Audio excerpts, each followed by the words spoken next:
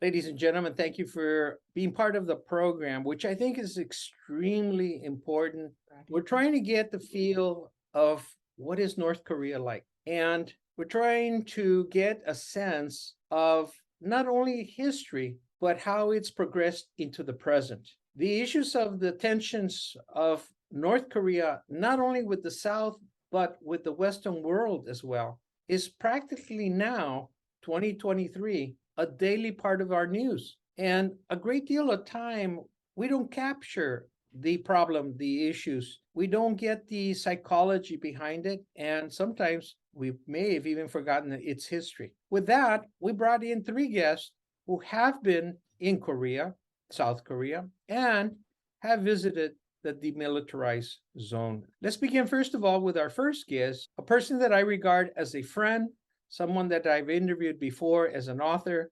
Very proud to have her back on the show, and I'm very, very happy that she shares with us her experiences in South Korea from Maja Ree Divine. Thank you Nice for to be being on our here. Thank show. you for inviting us.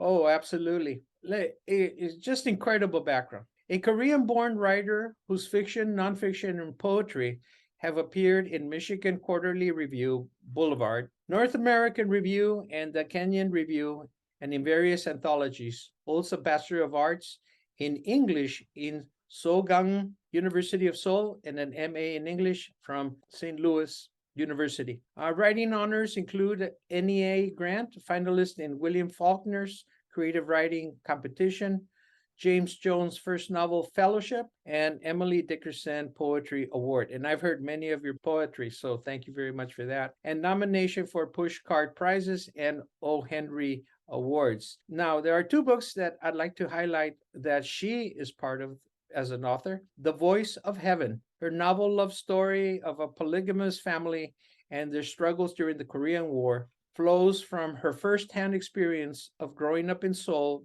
during the war and its aftermath. The story reveals the realities of both the old and new Korea as the Confucian values that rule the characters still shape the lives of North and South Korea. The novel, The Voices of Heaven, a love story in the Korean War. Her other book is Long Walks on Short Days, her poetry chapbook about Korea, China, US, and other lands she has known, and is available in Amazon.com. She works on a new project, Journals of Comfort Women, a book of poems about Korean comfort women who were forced to provide sexual service to Japanese soldiers during World War II.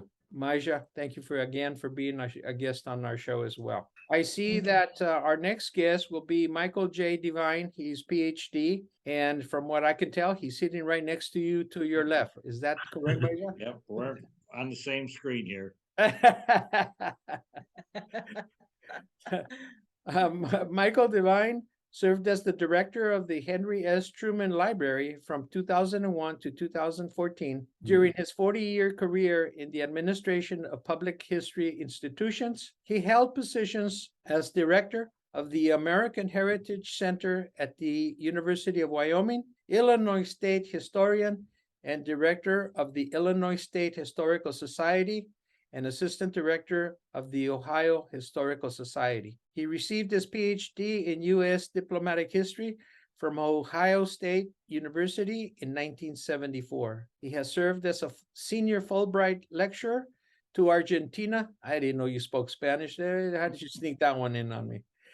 And Korea, 1995, and was the Freeman Professor of American History at the Johns Hopkins Nanjing University Graduate Center in Nanjing, China, 1998 to 1999. In 2014, he was awarded the Robert Kelly Memorial Prize from the National Council of Public History for Lifetime Achievement.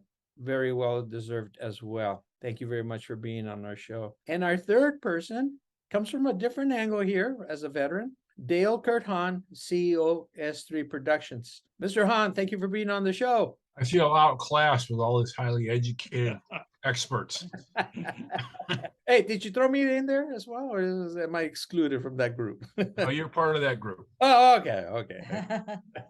Dale Hahn is a veteran in the U.S. Navy 1973 to 1977 and reserves from 1978 to 2001. Hahn duties included but not limited to operating a variety of computer interface detection, tracking, and height-finding radars, plotting the ship's position, heading, and speed, and using computerized or manual trigonometric methods, maintaining a technical picture of the surrounding seas by plotting and maintaining the visual representation of ships, submarines, and aircraft in the area, including friendly, neutral, hostile, and civilian contacts, using secure and non-secure radio in communication in plain voice or coded signals with other air, sea, and land units to coordinate tactical and combat evaluation. He also worked at Ultratech, NCR Corp, Rockwell International, NASA Jet Propulsion Laboratory, and he recently retired as an educator from the secondary level where he taught electronics in the school district in the Los Angeles area. Thank you, Mr. Hahn, for being on our show and for your service as well. Thank you. Well, let's begin first of all by one of the major items that I can see that I'm really thrilled to find out about, and it's on Maja, and you're wearing something very yellow-orange.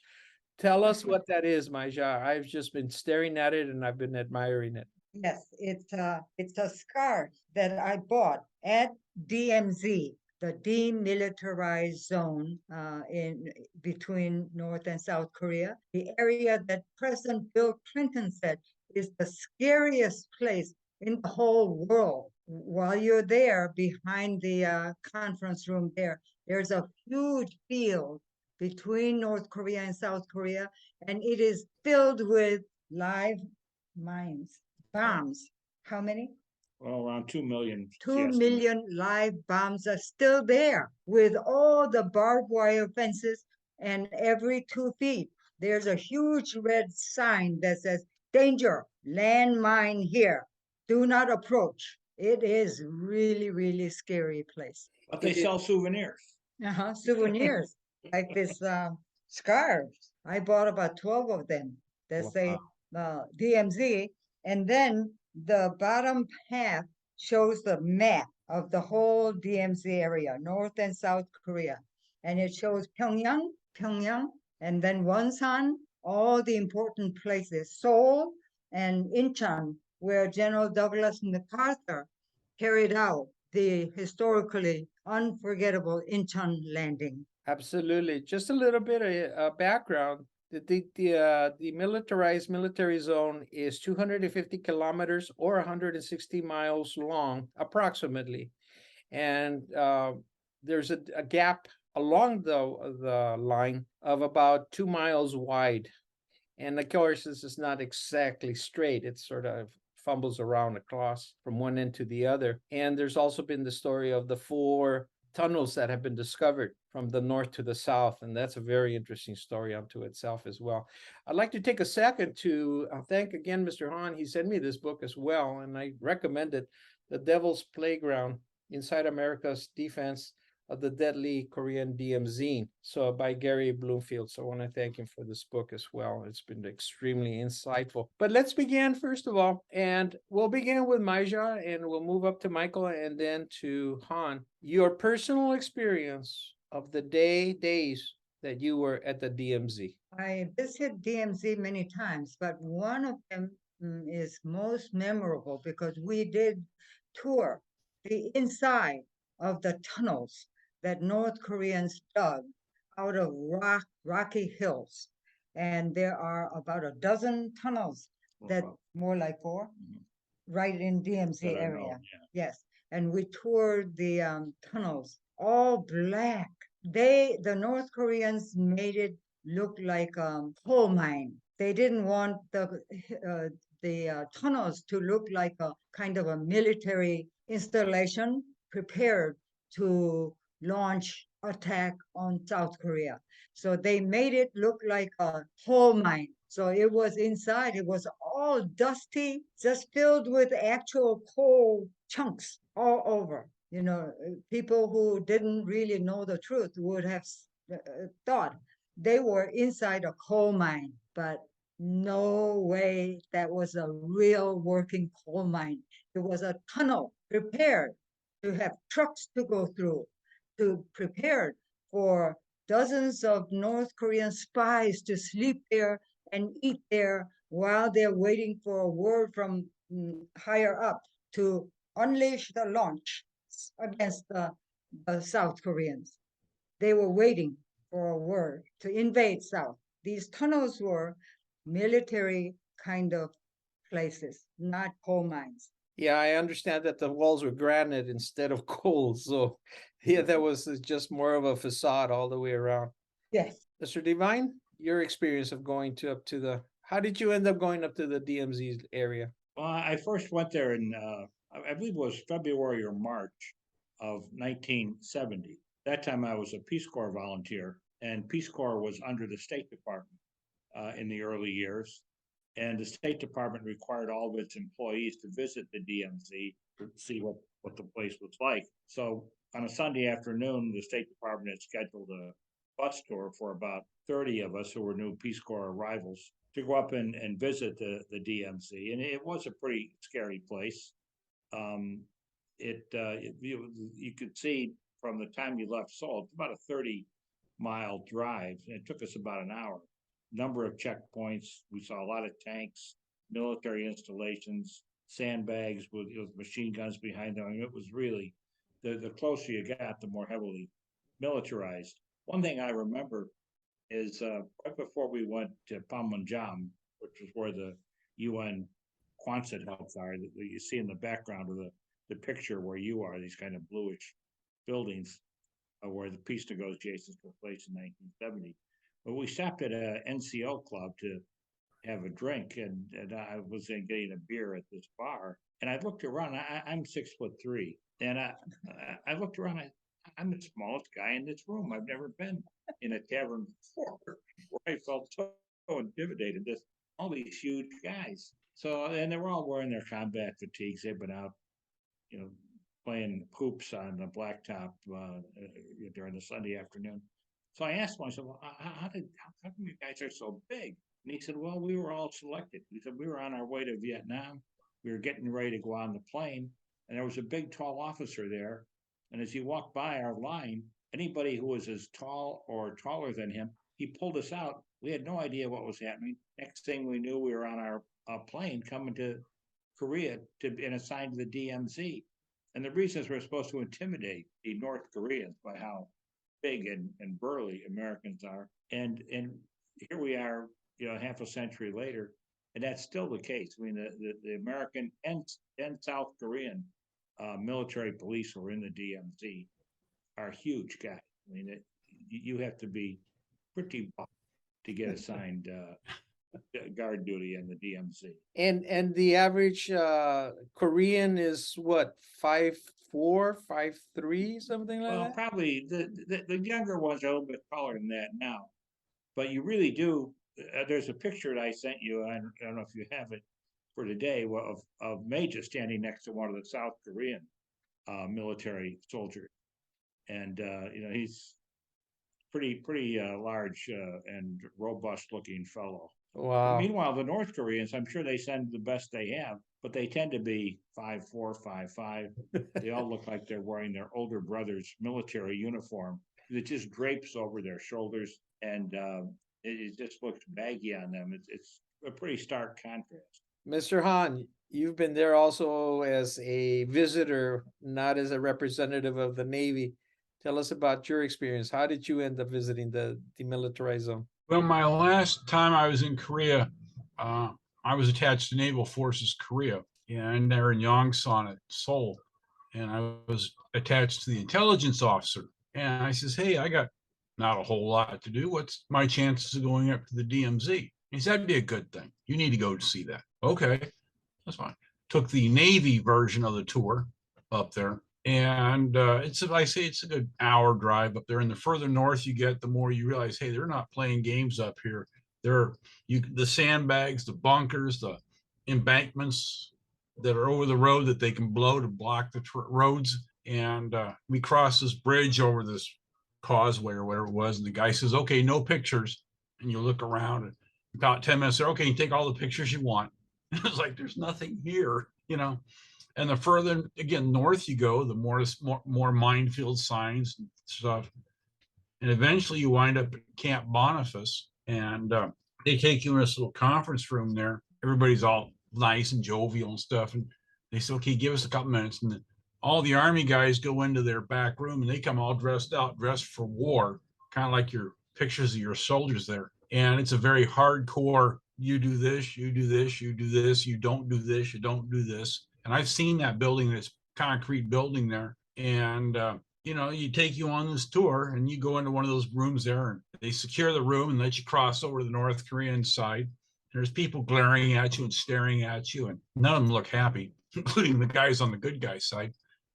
And everybody's armed to the teeth, you know, and you go on this. It's really interesting, but you realize there's people on the other side watching you with binoculars, and you're not allowed to wear a uniform at all. You have to be in civilian clothes. It's just a whole nother world. I mean, there's no playing games. And like you say, it's the scariest place I've ever been to. And then when you come back, when you're done with the tour, you go back to that same conference room, and they all change their clothes back into their nice guy clothes. And then it's like a whole change of attitude.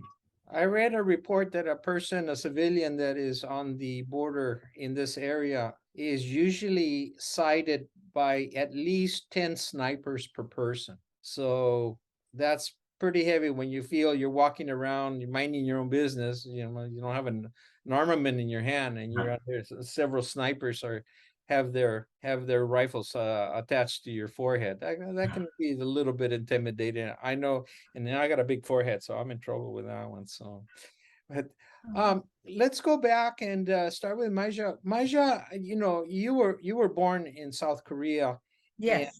and you have the experience. Every time you visit the DMZ, and this question goes for all three of you, how do you feel? Oh, I feel like I'm gonna just kind of pass out with the fear and the sadness, with the fear of North Koreans attacking South and wreaking havoc again, as they did June 25th, 1950, by attacking South Korea. I feel like passing out with fear.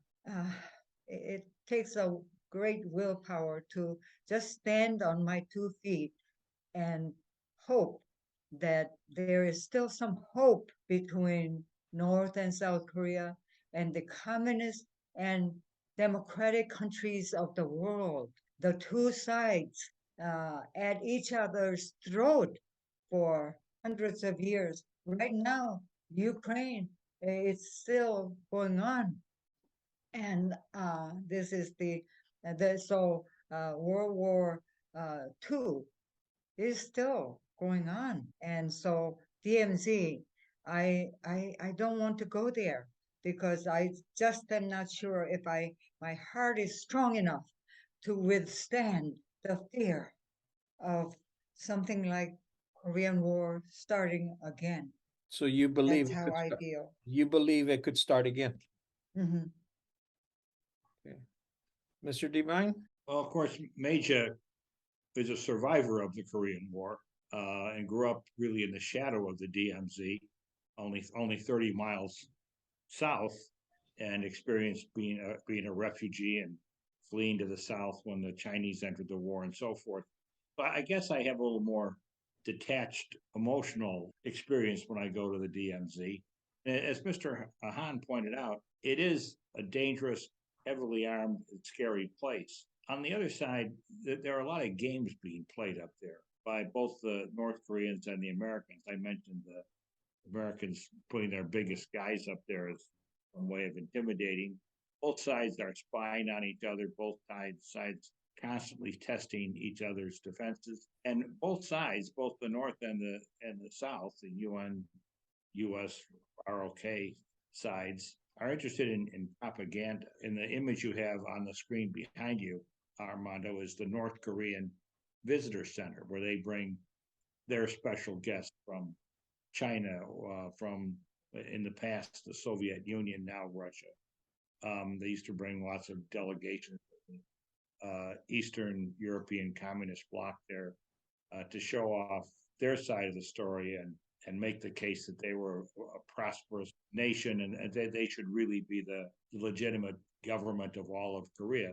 And there's the same thing on the South side. May just been displaying her souvenirs that she purchased at the gift store at Immunjak, close to Panmunjom. But besides souvenir shops, all kinds of restaurants that serve American and Korean food. You could buy Popeye's chicken there. And just outside of the Imjungak Visitor Center, which is a big building about the size of the North Korean Visitor Center, besides having the displays and the gift stores and the food items, gifts from both North and South Korea manufactured. There's these little altars set up where South Koreans can come and light candles and leave fruit and bowls of rice for their ancestors who are in North Korea and graves they can't visit. And so while this is going on, we got to do something with the kids. So there's an amusement park there, a little miniature train. You can ride around the area. There's a sculpture garden, all kinds of different attractions. So as you're going through the place, you realize, yeah, this is the most dangerous border, certainly one of the most dangerous borders in the world, if not the most dangerous. Also a hub for propaganda, and it's kind of an amusement park. You kind of have this feeling, it's kind of a surreal, low-budget Disneyland that you're going. I can only imagine the surrealism, as you say, the children screaming and hollering and having fun on the rides. And then at the same time, you understand where you're standing. Yeah, Wow. just 50 meters away from some of the altars and amusement attractions are the barbed wire fences with the razor wire and the signs, landmines beyond this point, beware. Wow. A very strange place as well as being frightening. Thank you. Mr. Hahn, your experience and your feelings about being there. I can remember as a kid growing up, long before I joined the Navy, there was an article in Sports Illustrated about the DMZ, the world's most dangerous golf course. And they have a small golf course that the American Army, I guess, put in. And I remember I'm a teenager reading this article, the world's most dangerous. You think, yeah, that's nice. I actually got to see that golf course. And there's a sign saying when you tee off, if the ball goes right or left, it's gone. You're not going after it. And by the way, yes, you might get shot while you tee off. When I took the tour, before you even get on the bus to take the tour, you fill out a disclaimer form that says, if you die on this tour, it's your fault. And if you're in the American military and you die on this tour, it's still your fault. I mean, you actually have to, you think, wow, this is kind of, explain that to my wife, but, there's no messing around. I never saw the Disneyland side of it. Again, I saw the more military side of it. It's just a strange place. If I might tell another quick story, 1976, they had the tree cutting incident where the North Koreans killed the Army officers over cutting down this tree. Well, I was on active duty with the Navy, and we were down in Subic Bay in the Philippines when that happened. I remember I was on watch listening to the live radio traffic coming out of North Korea regarding this incident and thinking to myself, well, that's what I signed up for. Here we go. The flag is up. And then I actually got to see the site where that tree was 20 years later. And it was like, wow, talk about a point in time of this to that. If I may interject for a second, those people in the audience here watching this, if anybody is curious about maybe getting a realistic picture of the DMZ area through drama series and also North Koreans' everyday life, it's Crash Landing on You. It's a Korean drama series. It gives you fairly realistic pictures of the landscapes of the DMZ area, all the landmines, how carefully you have to take each step, and the military officers guarding and military guards, the security forces, how hawkishly they watch this area. And also, it shows some realistic views of life in North Korea. Everyday average citizens' lives. I recommend that series. You know, I wonder, with so many satellites in the world and watching everything you want to watch in the world with satellites, why there is this physical appearance of tension on the border. Well, I mean, if a military movement was going to occur, you could see it days before it even happened. You know, the electronic traffic between organizing an invading force would give away that, you know, they're thinking of invading. Why is this position still maintained even today? I open it up for whoever wants to take on the question. Well, I think part of it is that the Korean War has not officially ended.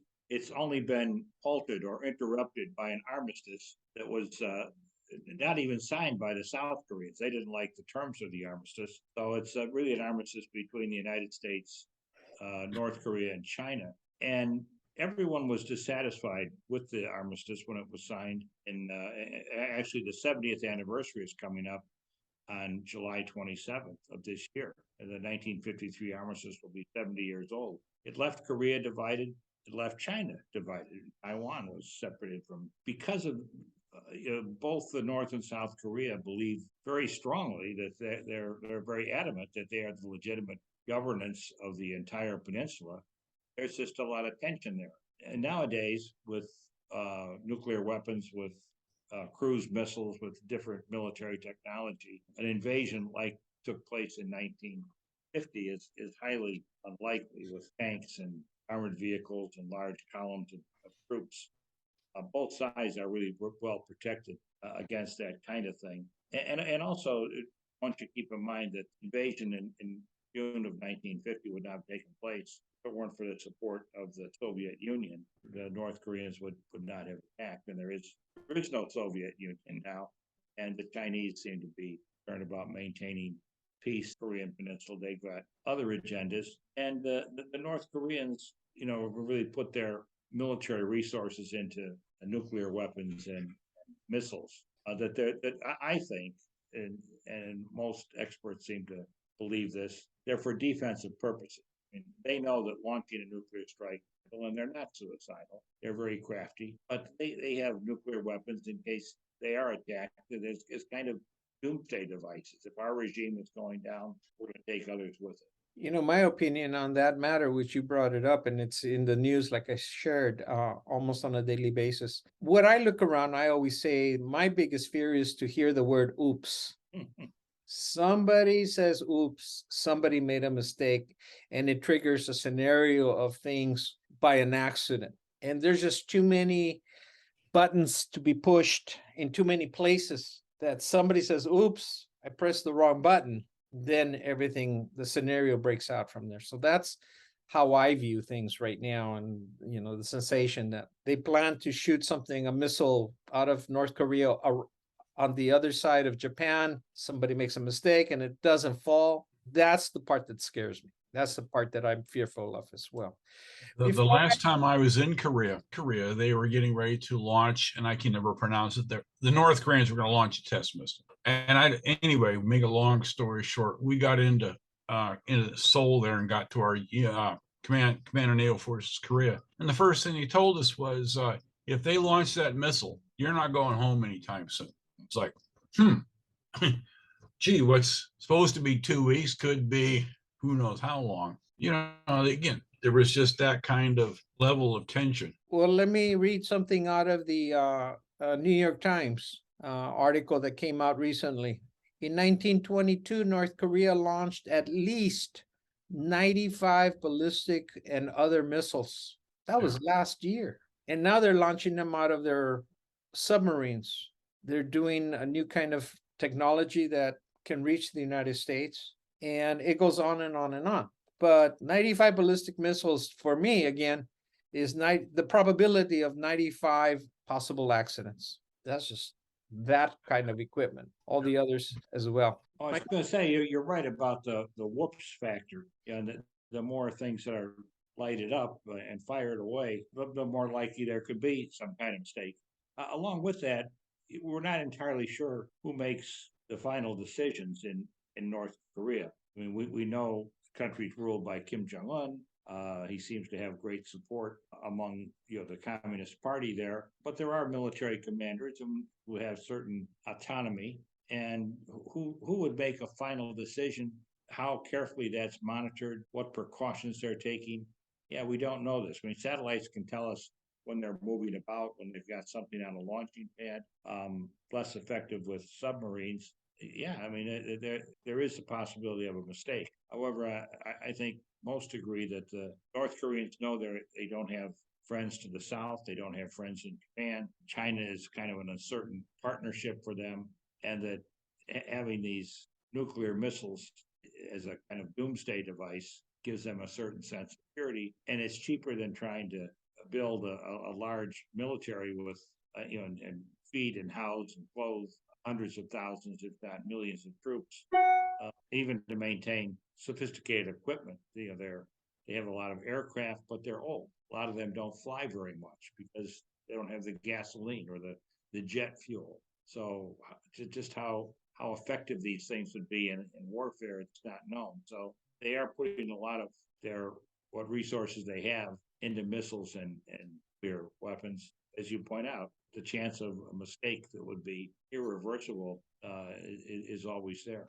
Let me ask another question. Maybe we won't have time to analyze it in detail, but maybe even Maija being the closest to understanding the culture, the mindset of the Korean people.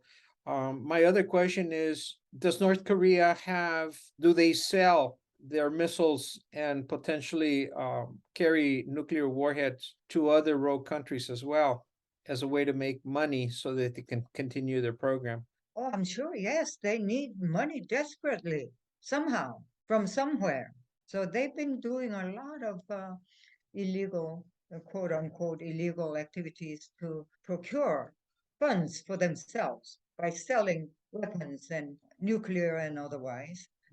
Yes, they have been doing it, and they will continue to do so until they are somehow scared into, at least temporarily, stopping it. I don't know what world power will have the power or diplomatic influence to get them to halt their nuclear activities and sale of dangerous weapons to other countries that are seeking to wield their power over less powerful countries they are surrounded by. There seems to be a natural partnership between the technological expertise of the North Koreans and their need for money with Mid-Eastern countries that lack the technology but have lots of money. And so I think most experts believe there's quite a bit of military technology, nuclear and otherwise, going to certain countries in the Middle East, way of North Korea. North Korea also seems to be among the world's leading producers of counterfeit currency, and also they're well known for hacking into businesses and banks and Yeah, computer hacking. I was going to say North Korea is noted for their criminal enterprise of all kinds of illegal activities. Yeah. Yes. Yeah, I like to just say, since we're coming up on the 70th anniversary of the armistice, that while it is only an armistice, it's not a treaty. It didn't end the war. It only put it on hold. None of the sides got exactly what they wanted. It has held for 70 years. And during this 70-year period, East Asia has experienced an era of unprecedented peace and prosperity. Not that there hasn't been some nastiness and ugliness and tensions, but there's been no great war, no invasion by one country of another country, and millions and hundreds of millions of people have been risen out of abject poverty in Japan, China, South Korea. North Korea has been pretty much left out of the prosperity part. But when people talk about the armistice and we ought to have a treaty and there should be something to replace the armistice, I kind of wonder if we shouldn't be careful what we wish for. This armistice, as flawed as it is, has worked for 70 years. Never thought of it that way. That's an interesting perspective. Want to take a second, a little bit away from the political sphere and the dangers of nuclear war, and I'm curious to find out, Maja and Michael, how did you meet? I, by the time we met, I already had been to United States, getting a master's degree from St. Louis University in English literature, and I was back to Korea teaching at a women's college. My goal of coming to United States and getting a master's degree was to go back to Korea and use my education in Korea for my people. So I was doing my business. I was minding my own business, just teaching and not getting into trouble. And suddenly, this guy shows up from the cornfields of Illinois and a die-hard Cubs fan. I had never watched a baseball or any kind of sports event at all up to that point. And this guy comes to Korea as a Peace Corps volunteer. And I didn't know he came, but one day I got a phone call, and his name was Michael Devine. Please give me a call and the phone number. Well, I was a very nice, well-behaved young lady at that time. And even though I had been to the United States and I was corrupted a little bit, but I was still a nice young lady. And nice young ladies didn't just jump up and call a guy just because he called me. But so I didn't call him. But a couple of weeks later, I looked at the number very carefully, and the number began to speak to me because that number was Sogang University number. Ah, That was my alma mater on the west side of Seoul. So when I saw that the number came from my alma mater, then, but still, I had my reservations. I didn't know who he was. But I had a American girlfriend there who was also a Peace Corps volunteer. So I called her, and while I was talking to her, her name is Gay Garland. I'm sure she won't mind my revealing her name. Wonderful, wonderful teacher. Anyway, so I asked her, who is this Michael Devine guy? Is he at Sogan? And she said, yes, he's a new Peace Corps volunteer. So I said, well, he wants me to call him. Do you think I should? Is he a nice guy or what? What do you think I should do? And she said, oh, he's a wonderful guy. You should give him a call. so you did your own spy work in the background, I see, Yes, for yes, your yes. network as well. Right, right. So she was our matchmaker. She's still our friend. She lives in Oregon. Oh, that's really wonderful. Thank you for that lovely story. It's Lovely been story. 53 years we've been married. We got married at a small chapel at Sogang University. Wow, what a story. Unfortunately, we're coming to the end of the show, and I'd like to give each one of you a moment for your closing statements and your view of what we've heard so far. And in light of the past, Maja, you lived it firsthand, the terror and the horror of the war. Yes, To the present, here we are entering close to the 70 years yes. anniversary memorial. And your take on history, how it evolved, and where we are today. And with that, who would like to go first? All right, well, I'll go first then. Yeah, I think the likelihood of the demilitarized zone going away anytime soon is unlikely. I can't see a reunification taking place. In fact, even South Korea, the younger generation isn't so anxious anymore. They don't have knowledge of any relatives living in the north. They hear stories from their parents and grandparents, but that generation is passing away. And South Korea is doing very well on its own. I think as long as the Kim family is in control of North Korea, there's very little likelihood that they would make the kind of changes in their regime that would be necessary for any kind of integration into South Korea. And as I said earlier, the armistice of 1953 has lasted for 70 years, and I think it would do well for world leaders to look at leaving well enough alone. Well, I don't claim to be any kind of expert on politics or anything else, but The thing I find scariest is what's North Korea have to lose? They're isolated. They're a hermit nation. If they take over the South, they're going to wipe out the South Korean economy, which isn't going to help them at all. And when they team up with countries in the Middle East who aren't afraid of dying, it creates a volatile situation. I think it'll hold, but on the other hand, the two countries in the world who aren't afraid of anybody are North Korea and Iran. What do they got to lose? That's my own personal take, and maybe that's not the best way to say it, but Russia's got too much to lose. China's got too much to lose. The U.S. has too much to lose. Who's left?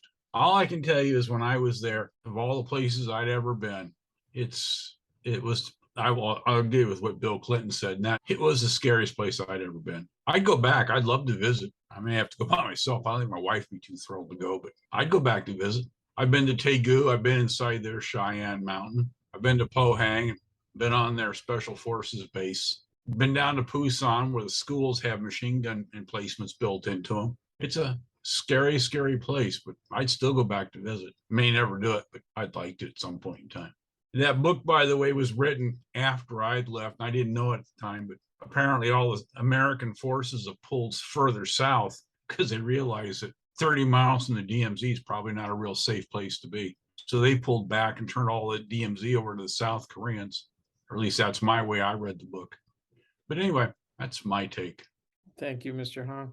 Well, I'm a Sogang University graduate and Catholic school, and my belief in God, all powerful, all loving, generous, kind being, continues. And I say, please, God, help North and South Korea and other countries, Ukraine and other countries that are in war-like state.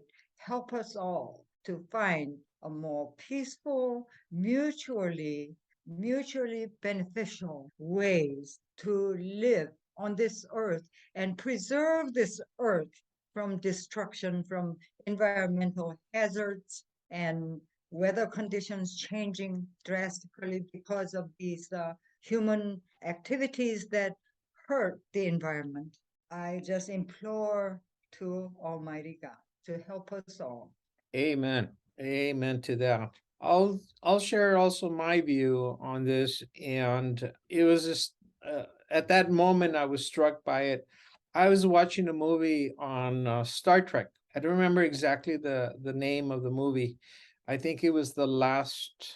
And in that movie, Klingons, which were the enemy of the Federation, their primary homeland explodes by some internal accident. Some explosion happens, and their kingdom now is threatened completely, and now they have to negotiate their way out of it because they've destroyed their own infrastructure of whatever it was, military side. And at that time, the first thing that came to my mind was the Russians, where they imploded into themselves. And now I carry on that same story into the same area now of Korea, where the North Koreans are sitting around so much of a powder keg area of nuclear armament, and who knows who's got fingers on it. And I think someone in today's session mentioned that they could implode themselves. They could have their own accident internally. Those missiles that they go up in the air don't take off and always successfully land somewhere else. They could come right back on them. And if they have certain kind of armaments inside of them, chemical maybe as well, we could see them imploding in their own self as well. And then that would create a chaos unto itself. It's not a beautiful picture, but I think I grabbed that from the three of you, that we need to pay attention. We can't just say this is history 70 years ago. Good luck to them. Let's move on and do something else. And I can't thank you enough, all three of you, for giving me that sense of importance to the issue that we have to pay attention to what's happening in Korea. We have to respect. We have to extend our support for those areas as well. We don't want to bring the world into war, but unfortunately, it's the reality of it. So with that, I want to thank you. Maja Divine, I congratulate you on your literary work, and I know you're coming up with that new one, and I look forward to highlighting that book as well when it comes out. Dr. Divine, I understand you're coming out with a book too, so we're going to cover that in the near future. Tell us a little bit about your book.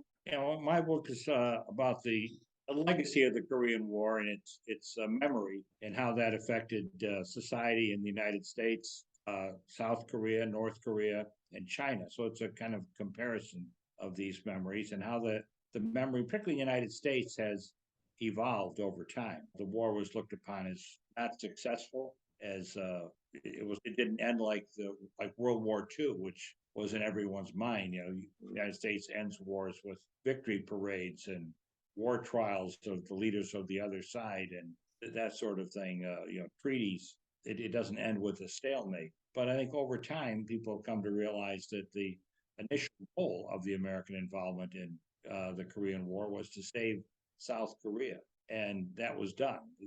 The reunification of the peninsula was a mission creep or an add-on to the original mission. And while we didn't do that, we did the original mission.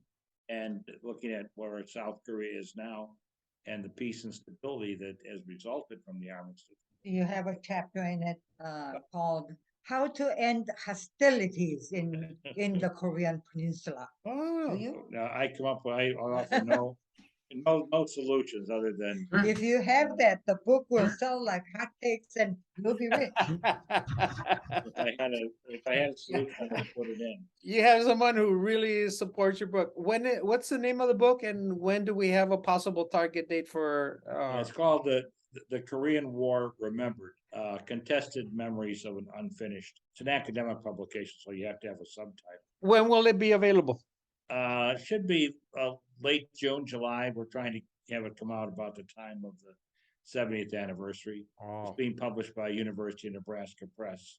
So it okay. should be ready in a couple months. Well, I'm committed 100% to have you back as a show guest on that, and also in Maja's book. I know she's working on it as well. Mr. Han, thank you very much for being on the show.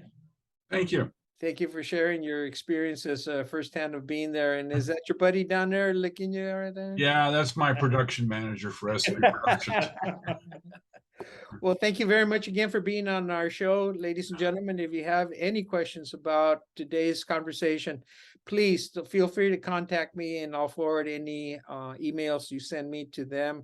I want to thank our three individuals here on our show, Maja Divine, Michael Devine, PhD, and Mr. Dale Kurt Han. And as a veteran, again, thank you for your service as well. Thank you very much for being on the show, and I look forward to having you in future programs. Thank you. Okay, thank you. Thank you. Thank you, Armando, Always a lot of fun. the best educational film producer in the world. Oh, thank you. You're very kind.